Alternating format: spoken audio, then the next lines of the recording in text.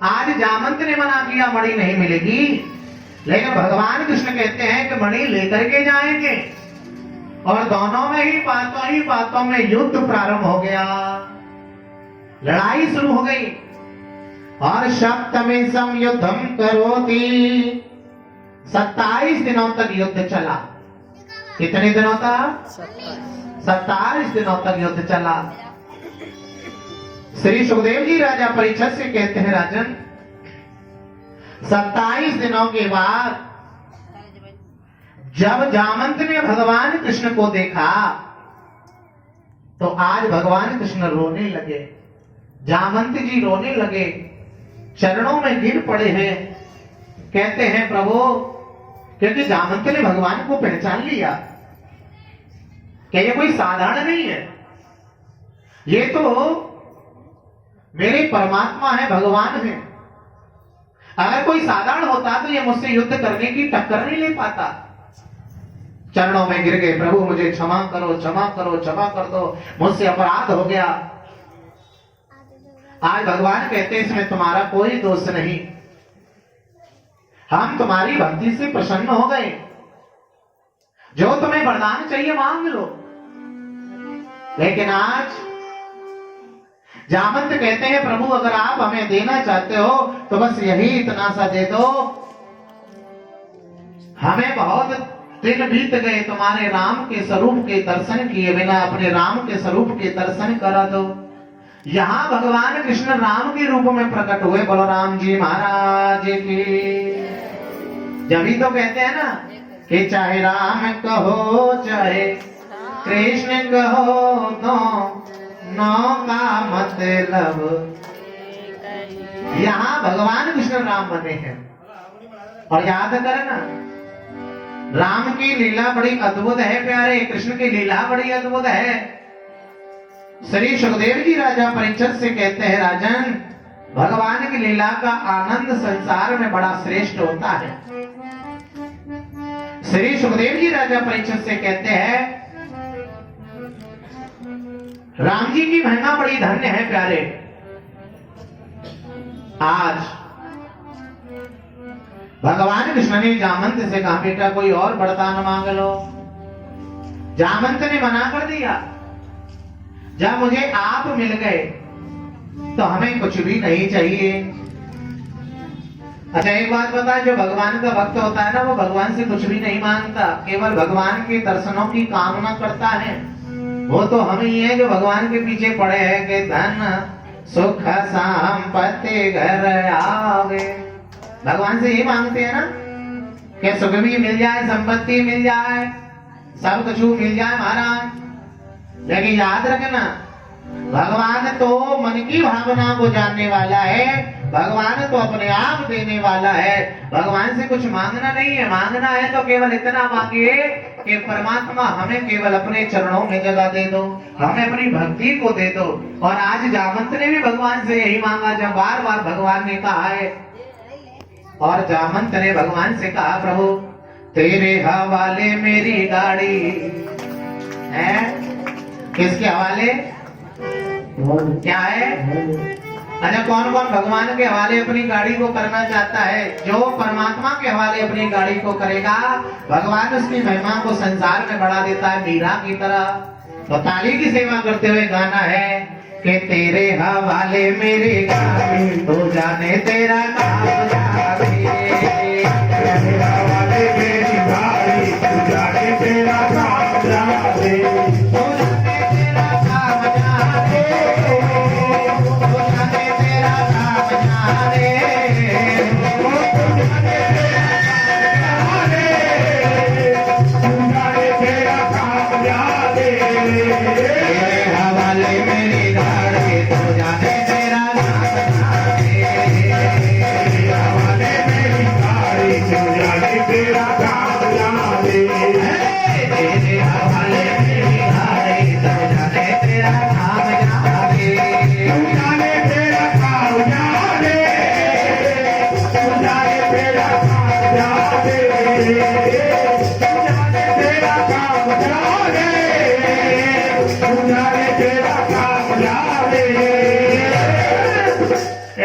बार दोनों हाथों को उठाइए, दोनों हाथों को उठाइए और ताली देते हुए कहिए, तेरे हवाले मेरी गाड़ी जाने तेरा काम जाने, तेरे हवाले मेरी गाड़ी जाने तेरा काम जाने, तेरे हवाले मेरी गाड़ी जाने तेरा काम जाने। ताकि बिहारी हमें शरणों में रखेगा, बिहारी हमें शरणों में रखना, अविनाशी हमके करना, अविनाशी हम पर करना, बाके बिहारी हमें शरण में रखना, बिहारी हमें शरण में रखना, अविनाशी हम पे करना, अविनाशी हम पर करना। छोड़ दिया रे जगदारा, तू जाने तेरा काम जाने, तेरे हवाले मेरी गाड़ी जाने तेरा काम जाने, तेरे हवाले मेरी गाड़ी, तू जाने तेरा काम जाने, जाने तेरा काम जाने, जाने तेरा काम जाने, जाने तेरा काम जाने, जाने तेरा काम जाने। कौन कौन अपनी गाड़ी कन्हैया के हवाले करना चाहता है, एक बार दोनों हाथों को उठाइए, दोनों हाथों को उठाकर कन्हैया से कहें, तेरे हवाले मेरी गाड़ी जाने तेरा काम जाने, तेरे हवाले मेरी गाड़ी जाने तेरा काम जाने, तेरे हवाले मेरी गाड़ी जाने तेरा काम जाने, हवाले मेरी गाड़ी जाने तेरा काम जाने। फूलों में रखे चाहे कांटों में रखना, फूलों में रख जाए कांटों में रखना, फूलों में रखे चाहे कांटों में रखना, फूलों में रख जाए कांटों में रखना, चाहे अपना ले चाहे हमें ठुकराना, चाहे अपना ले जाए वो ठुकराना, चाहे ठुकरा दे चाहे हमें अपनाना, चाहे अपना ले जाए वो अपनाना। ओ मेरे तेरी लीला बड़ा मारा, तू जाने तेरा हवाले मेरी गाड़ी जाने तेरा काम जाने, तू जाने तेरा काम जाने, तू जाने तेरा काम जाने, तू जाने तेरा काम जाने, तू जाने तेरा काम जाने, तेरे हवाले मेरी गाड़ी, तू जाने तेरा काम जाने, तेरे हवाले मेरी गाड़ी जाने तेरा काम जाने, तेरे हवाले मेरी गाड़ी, तू जाने तेरा काम जाने, हवाले मेरी गाड़ी जाने तेरा काम जाने। तू जाने तेरा काम जाने, तू जाने तेरा काम जाने, तू जाने तेरा काम जाने, तू जाने तेरा काम जाने। तेरे हवाले मेरी गाड़ी, तू जाने तेरा काम जाने, मेरी गाड़ी जाने तेरा काम जाने, तेरे हवाले मेरी गाड़ी, तू जाने तेरा काम जाने, सादा बरसाने में आए गई हो, बुलाई गई राधा प्यारी, बरसाने में आए गई हो, बुलाई गई राधा प्यारी, बुलाई गई राधा प्यारी, आए गई हो सब मुरारे, बुलाई गई राधा प्यारी, आए गई हो सब मुरारे। हो प्राणा, हो प्राणा, राधे में आए गई हो, बुलाई गई राधा प्यारी, राधे में आए गई हो, बुलाई गई। जय जय श्री राधे। एक बार जोर से बोलना पड़ेगा, जय जय श्री। भजना संगीत के गाओगे मेरे साथ, तेरे हवाले मेरी गाड़ी, तू जाने तेरा काम जाने। हमें अपनी गाड़ी किसके हवाले करनी है? परमात्मा के।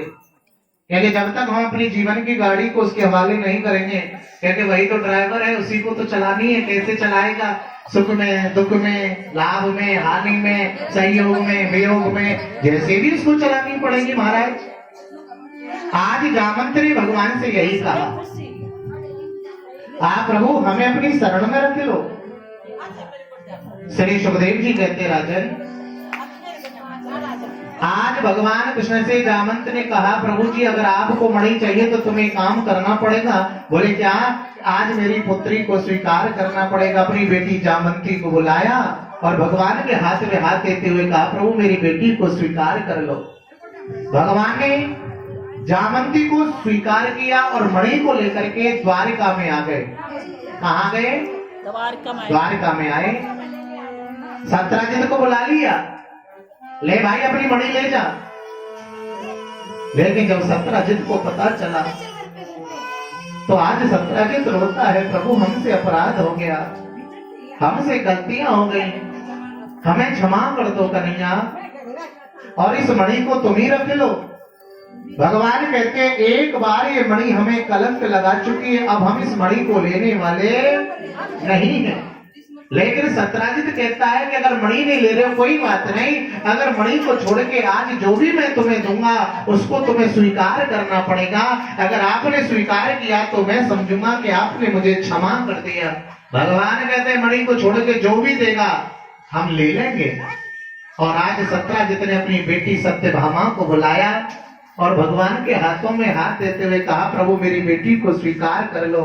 और आज भगवान कृष्ण ने सत्यभामा के साथ में विधिवत विवाह किया और जामंती के साथ में विवाह किया। इस प्रकार से भगवान के 3 विवाह हुए। अभी कितने विवाह? 3। पहला रुक्मिणी के साथ हुआ, दूसरा जामंती के साथ हुआ और तीसरा सत्यभामा के साथ हुआ। अभी तो गाड़ी बहुत लंबी पड़ी है, 16,108 है, अभी 3 हुए हैं, 16,105 बचे हैं। अब धीरे धीरे करते रहेंगे ना, चलो भाई लाखों हजारों की संख्या है विवाहों की, तो लगता है कि 2023-24 हमें भी डिस्पेंसरी में बितानी पड़ेगी। हाँ, 1-2 ब्याह थोड़ी है, हजारों की संख्या में विवाह है और आज ही कथा का विश्राम है। तो इसलिए वो सूक्ष्म रूप में भगवान के विवाहों का प्रकरण लेके चलते हैं। बोलो कृष्ण भगवान की।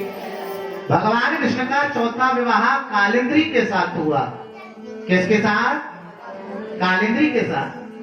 5वां विवाह भगवान का मित्र बिंदा के साथ हुआ। 6वां विवाह भगवान का भद्रा के साथ हुआ।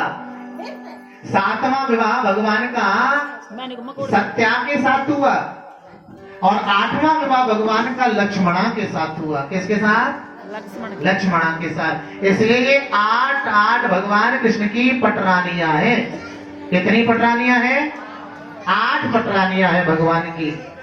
अच्छा एक बात और सुनो, 8 पटरानियां होते भी भगवान कृष्ण बड़े खुश से हैं प्यारे। घर में कोई लड़ाई नहीं, झगड़ा नहीं, प्रेम से रह रहे हैं।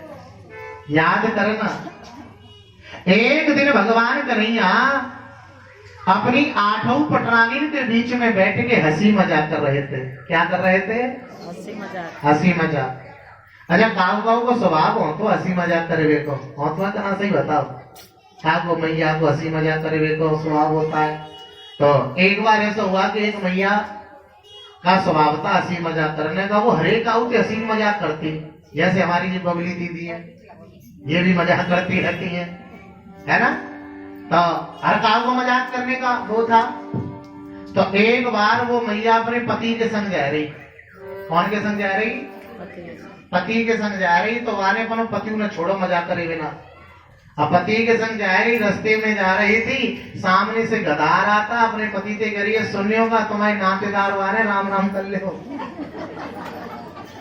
लेकिन पति उससे भी ज्यादा मजाक किया। जैसे ही गधा पास में आया चरणों में गिर पड़ा, जय हो ससुर साहब, जय हो ससुर साहब, जय हो ससुर साहब। अब पत्नी का मुंह बन गया, अरे इस गधे को मेरा बाप बना रहे, तुम्हें शर्म नहीं है? अब पति कह रहा तू तो कह रही कि नातेदार है, रिश्तेदार है। अब नातेदार रिश्तेदार हम तेरा बाप है सके, भैया है सके, ये भूल गई क्या? याद करना, या तो किसी से मजाक करो मत ही। अगर मजाक कर रहे हो तो फिर दिलायस रखो, सहन शक्ति रखो महाराज। यही शास्त्र का सिद्धांत है। याद करना, आज भगवान कन्हैया अपनी आठों पटरानी के बीच बैठ के हंसी मजाक कर रहे थे। उसी समय नारद जी आए कि श्रीमन नारायण नारायण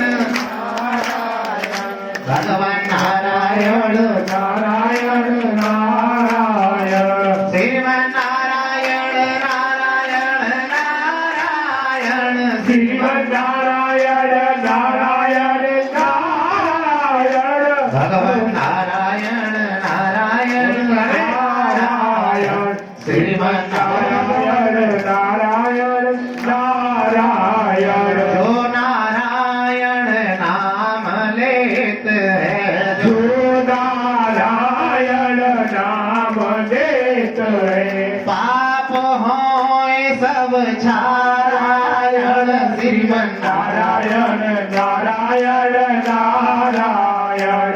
आप मत बोलो, आप और हम बोलेंगे श्रीमन नारायण।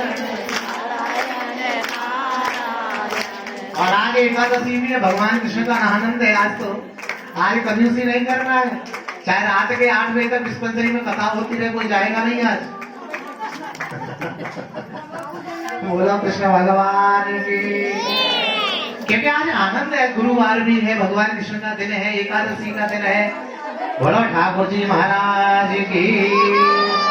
आज नारायण नारायण करते हुए नारद जी आ गए।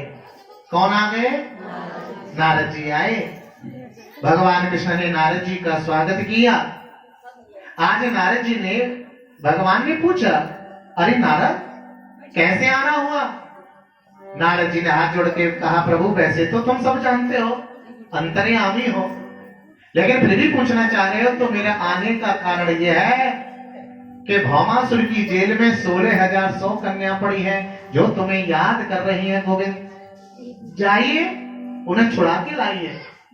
आज नारद से सुनने के बाद भगवान कृष्ण भौमासुर के पास गए और 16,100 कन्याओं को भौमासुर की जेल से छुड़वाया, भौमासुर का वध किया, भौमासुर को मारा भगवान कृष्ण ने और 16,100 कन्याओं को जेल से आजाद कर दिया। जाओ अपने अपने घर चली जाओ। लेकिन आज 16,100 कन्या रो पड़ी, प्रभु हम अपने घर नहीं जा सकते। बोले क्यों? हम चाहे कितनी भी पवित्र हो, लेकिन ये संसार वाले हमारे माता पिताओं पे उंगली उठाए बिना नहीं मानेंगे। अरे तेरी छोरी जेल में रह के आई।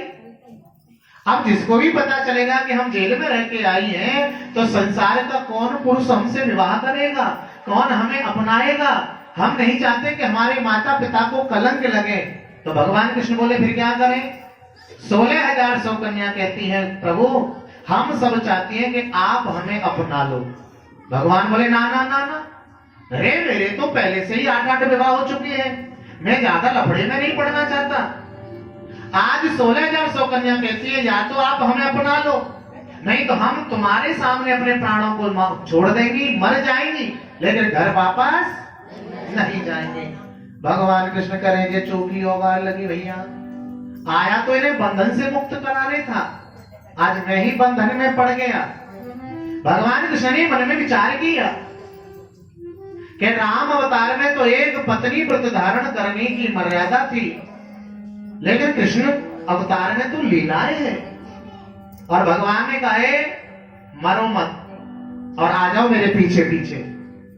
अब भगवान कृष्ण आगे आगे चल रहे हैं, पीछे पीछे 16,100 कन्या चल रही हैं और यहाँ पे और भैया बहुत लंबी लाइन लगी भगवान के विवाह की।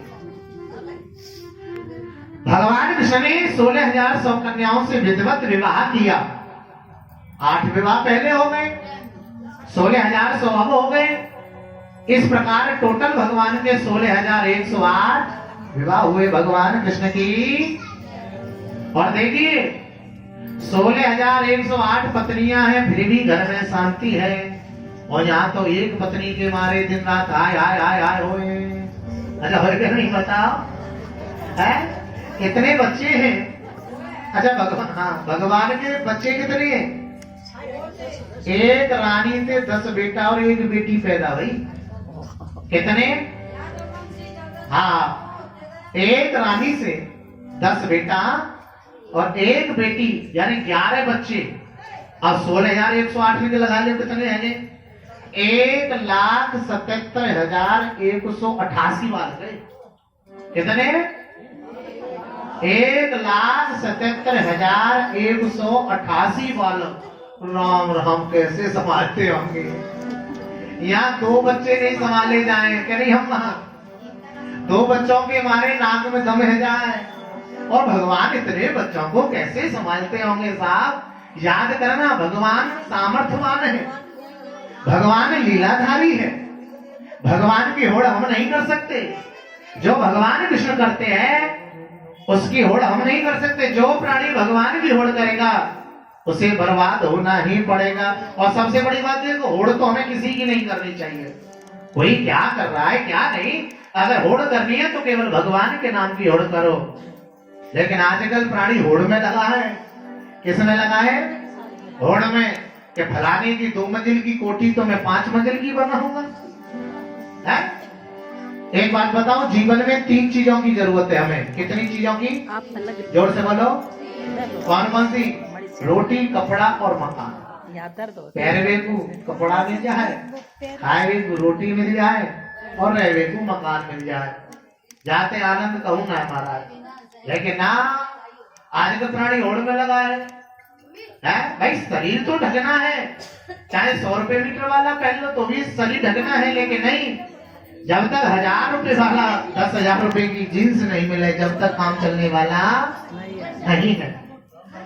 बोलो कृष्ण भगवान की। याद रखना, भगवान ने हमें सब कुछ दिया और फिर भी हम भगवान को अर्पण न करें तो ये सबसे बड़ा बेईमानी की बात है। बोलो कृष्ण भगवान की। त्वदीयं वस्तु गोविंदम तुभ्यमेव समर्पये प्राण समकी भूत्वा याम प्रसीद परमेश्वर। हम अपने लिए तो लाखों रुपए खर्च कर लेते हैं, लेकिन भगवान के लिए 1000-2000 रुपए खर्च नहीं कर सकता प्राणी। याद रखना, जिस परमात्मा ने हमें सब कुछ दिया और हमने उस परमात्मा को ही अर्पण न किया तो ये सबसे बड़ा धिक्कार की बात है कि तेरा तुझको अर्पण क्या लागे मेरा स्वामी, क्या लागे मेरा। किसका है सब कुछ? परमात्मा का तो है, हमारा तो कुछ नहीं है। अच्छा, कुछ लेके आए थे क्या, या कुछ लेके जाओगे? फिर काहे को आए आए महाराज। एक बात और सुनो, ये जीते जी अगर तुमने जो भी दान पुण्य भजन पूजा पाठ कर लिया वही तुम्हारा लगने वाला है। मरने के बाद चाहे तुम्हें कोई कितना भी भंडारे करवावे, चाहे कितना भी तुम्हें गंगा जी में स्नान करवावे, चाहे तुम्हारे लिए कितना भी दान पुण्य करे, वो कुछ भी फल देने वाला नहीं होता। जो प्राणी अपने हाथों से जीते जी जो भी कर जाता है वही उसको प्राप्त होता है। प्रेम से बोलो जय जय श्री। और यहाँ भागवत में एक बात कहती है, अपनी कमाई का 10वांश हमें परमात्मा को अर्पण करते रहना चाहिए। यही जीवन का सार होता है, यही जीवन का आनंद होता है। बोलो ठाकुर जी महाराज के। श्री सुखदेव जी राजा परीक्षित से कहते हैं, राजन भगवान के इतने विवाह हुए, इतने बच्चे हुए, फिर भी परमात्मा आनंद में रह रहे हैं। श्री सुखदेव जी कहते, राजन भगवान कृष्ण की जो सबसे पहली पत्नी है जिसका नाम है रुक्मिणी, उसके एक पुत्र हुए जिनका नाम है प्रद्युम्न। क्या नाम है? प्रद्युम्न। प्रद्युम्न जब छोटे से थे ना, 10 दिन के थे, तो उनको शंबरासुर ले गया और शंबरासुर अपनी तलवार से मारना चाह रहा था, लेकिन नारद ने आकर के शंबरासुर से कहा, इसे तलवार से मत मारो, इसको समुद्र में फेंक दो, कोई मगरमच्छ वगैरह खा जाएगा, मर जाएगा, छोटा सा बालक है। शंबरासुर ने समुद्र में फेंक दिया, उसको एक मछली ने निगल लिया। और देखिए, एक मछुआरे मछली पकड़ने वाले जाल फेंक दिया, मछली पकड़ रहे थे और मछुआरों के जाल में वही मछली फंस गई जिस मछली ने प्रद्युम्न को निगला था। मछली बड़ी सुंदर थी। मछुआरों ने समझा कि मछली सुंदर है, राजा के यहाँ पहुंचाएंगे तो राजा हमें इनाम देंगे, और वही मछली मछुआरों ने राजा शंबरासुर के यहाँ पहुंचा दी। देखो काल समय, जिस काल को समरासुर ने समुद्र में फेंक दिया, वही काल मछली के द्वारा फिर उसके घर में पहुंच गया। यहाँ भागवत कहती है कि हम काल से कितना भी बचना चाहें, लेकिन फिर भी काल हमारा पीछा छोड़ने वाला नहीं है। एक न एक दिन तो मृत्यु आनी है प्यारे, नहीं प्रत्यक्षते मृत्यु असनवा कृतम असनवा। ये मृत्यु कभी किसी का इंतजार नहीं करती। क्या पता रास्ते में चलते चलते मर जाए, क्या पता अटैक से मर जाए। आजकल तो बड़े बीमारियां चल गई है महाराज, साइलेंट अटैक पड़ने लग गए हैं। आदमी 5 मिनट में खत्म हो जाता है, पता भी नहीं चलता, सोते सोते रह जाता है। तो अनेकों बीमारियां है, मृत्यु का कोई पता नहीं। बताया जाता है जब मछली को रसोई घर में काटा गया तो प्रद्युम्न निकले, उनका पालन पोषण उस रसोई वाली ने किया। बड़े होकर के प्रद्युम्न ने उस सम्रासुर का वध किया और रति के साथ विवाह किया। इसी प्रद्युम्न का एक पुत्र हुआ जिसका नाम हुआ अनिरुद्ध, जो कि बाणासुर की पुत्री उषा के साथ में जिसका विवाह हुआ। ये बाणासुर कौन है? ये बाणासुर भगवान शिव का भक्त है प्यारे। जिस बाणासुर ने भगवान विष्णु में और शंकर जी में भी युद्ध करा दिया था, लेकिन भगवान शंकर के कहने पर भगवान कृष्ण ने बाणासुर की 1000 भुजाओं में से 996 भुजा काट दे। और जब बाणासुर को पता चला तो भगवान के चरणों में गिर पड़ा, बोले प्रभु मुझे क्षमा कर दो, क्षमा कर दो, क्षमा कर दो। बोलो कृष्ण भगवान की। तो भगवान की लीला बड़ी अद्भुत है प्यारे। शास्त्र कहता है के बिना सतसंग विवेक न होई, राम कृपा बिन सुलभ न सोई। बिन सतसंग विवेक न होई, राम कृपा बिन सुलभ न सोई। बिन